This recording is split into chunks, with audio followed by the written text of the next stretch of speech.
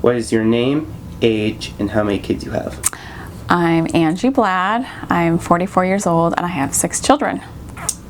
And so, can you talk to us about Sarah when, she was born? Yeah. How that, and how her having a disability, and how it made you feel, essentially. Sure. So, Sarah was my 5th child, and so I'd had babies before, but her pregnancy was a little bit different. I was really small, and the doctor kept saying to me, "Oh, it's okay, you'll be fine. You have small babies," but it got to a point where they were concerned, and so I was going in for doctor visits every week, and they were just watching her. She wasn't thriving, wasn't growing. So one day, I went to a doctor's appointment, and my kids and my husband were at home waiting for me to come home from that doctor's appointment so we could all go to the zoo. So I went to my appointment, and they did a test, and Sarah didn't do too well on that test. I was still, and it's called a non-stress test. And every time the baby moves, you hold a clicker in your hand, and every time the baby moves, you push that clicker. And after that test, they said, "Oh, she didn't do so great on that test. Let's run that test again." And I said, "Well, I haven't had lunch. It was lunchtime. I said, maybe I need some sugar in my body to get her to move." So I called my husband at home and said, "You know what? You guys just go to the zoo without me. I'm going to be here for another test, and I'll just have to catch up with you later. I don't know how long this will be." So I ate some food, and we did this test again. And they said, she just didn't do so well. So we're kind of concerned. Why don't you go next door to the hospital, and we're going to run another test. It's called a biophysical profile, and we'll see how she does at that. So I went next door to the hospital, and she scored like a 2 out of 10. And they just said, you need to have this baby today. She's not doing well inside you. Maybe she can do better outside of you. So I said, okay, well, I wasn't planning on having a baby today, so I'm going to go home and pack my bag, get some things, get my kids settled, and then I'll be back. And they said, "Oh, no, you're not. If you go anywhere, you're going in an ambulance." And I said, "Okay, put me in the ambulance and drive me down to the Nebraska Medical Center, because the hospital I'm at right here doesn't have a pediatric intensive care unit, and I don't want my baby being flown to another hospital while I'm at this hospital." And they said, "Oh no, you are not going anywhere. You're having this baby right here, right now." And so I got on the phone and I called my husband and said, "How fast can you get here from the zoo? Because we're having a baby right now." So he said, "I'm on my way," and we called some friends, and my husband pulled up to the entrance of the hospital. My friend jumped in the car with my kids and drove them to my house, and my husband came upstairs to the floor that I was on, and they wheeled us back. And I had Sarah by emergency C-section. She was 34 weeks old, and she came out weighing 3 pounds, 13 ounces, and the doctor said to us right away, "Oh, we think she has something called Turner syndrome."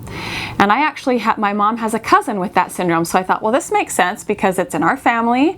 I know what Turner syndrome's like. She'll be small, but she can lead a relatively normal life. Okay, I can deal with this. I was familiar with it. And 24 hours later, they came back and said, "No, we're pretty sure she doesn't have that. She has this other thing called Cornelia-de-Lange syndrome, CDLS," and that I had never heard of before. So this is back before the day of we have our cell phones and we can look everything up with us. So I sent my husband home to go print off everything he could about Cornelia-de-Lange and bring it back to the hospital so I could read up about it. And what I saw was not very encouraging. The thing that was encouraging, though, is that a lot of these children are born missing limbs. They won't have hands or fingers or even arms.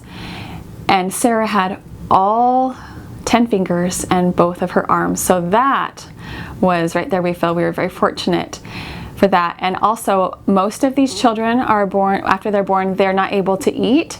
They have to have either a feeding tube through their nose for a while, or a G tube on the side of their stomach that allows them to get their nutrition. But Sarah I was able to nurse her right from day 1 at 34 weeks. And so she has never had to have any assisted food or feeding, and that has been huge because a lot of children that go through those experiences have the feeding tubes aren't ever able to learn to eat through their mouth.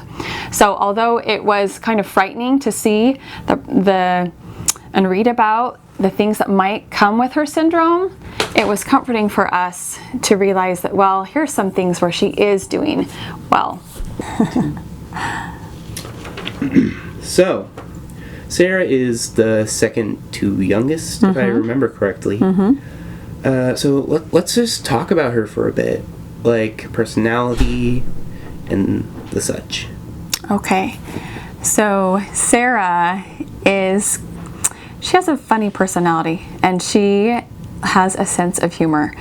And I'll tell you a story about her. One time I made a big pot of soup for our family for dinner, and I served it to my kids, and they started eating it. I said, "Mom, what happened to this soup? It really doesn't taste very good."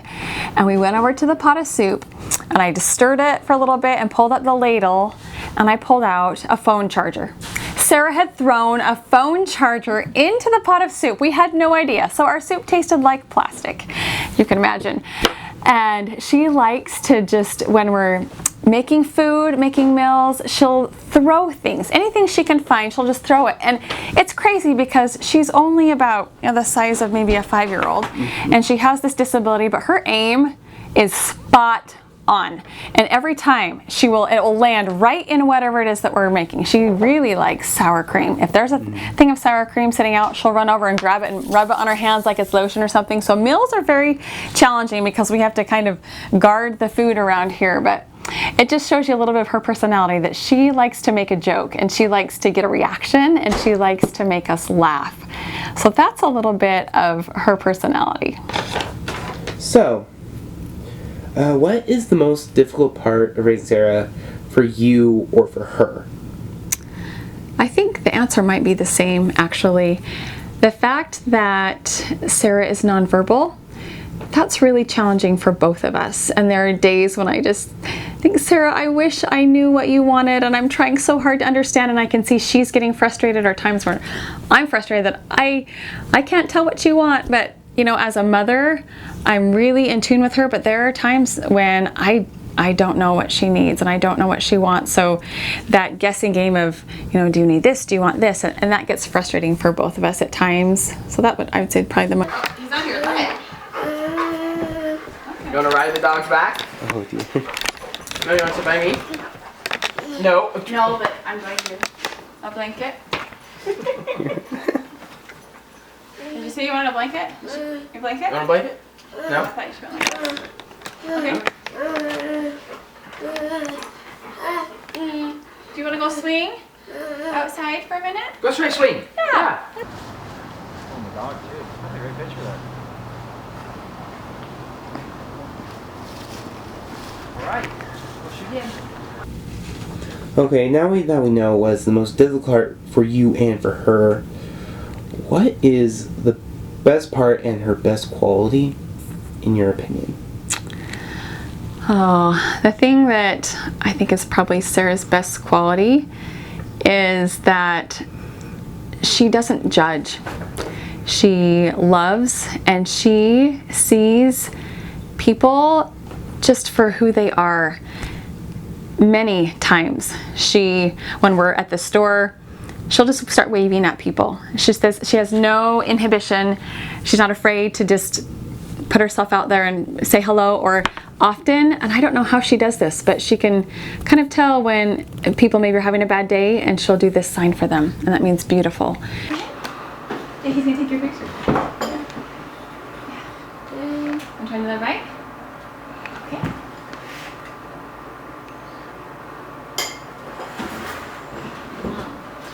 Say that what is the message you want to spread in this documentary? Like, what would be the point of this for everybody? Like, why should they listen? Raising a child with a disability is very difficult, but it is also very fulfilling, and you grow so much as a person. I remember going to a conference once with other parents who had children with similar disabilities as Sarah, and one of the young adults that had Sarah syndrome got up and spoke to all of us, and she said, "Don't call us your trial.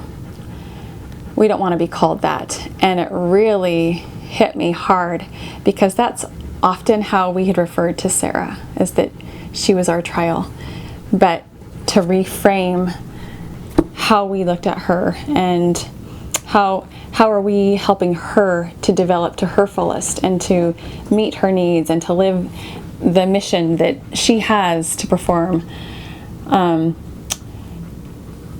Look at your child as an individual and at their abilities and how they can bless you and even change the world. What impact can they have on you and your community, and looking at them that way, instead of, oh, what are they doing to me? What can't I do?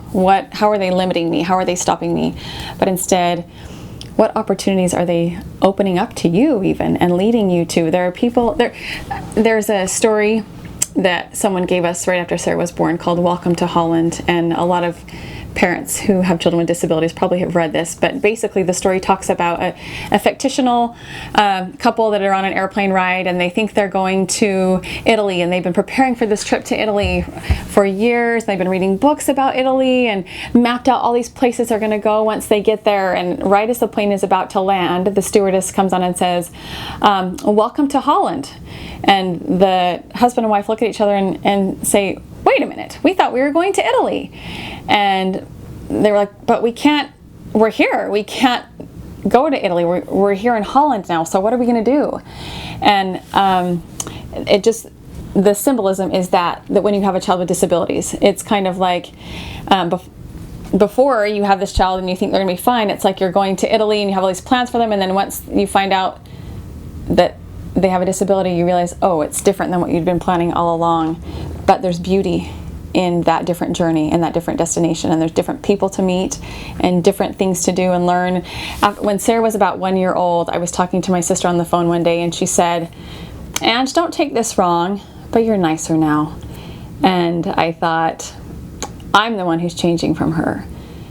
And she is impacting our family in ways that we never could imagine, both good and bad. But as we allow those hard times to change us, they help us to become stronger and better. And we've learned to love and learn to adapt and change in ways that we could never have done without her in our life. And so what my message to parents would be, it's hard and it's challenging, but as you lean into those hard things and those challenges and try and just find the lesson in it, that you'll become, your life will be richer, and you'll become a better person. And as you seek for opportunities for your child to learn and grow, it'll bless you, and it just is it's a different life than you maybe thought, but it's also rich and full in its own way.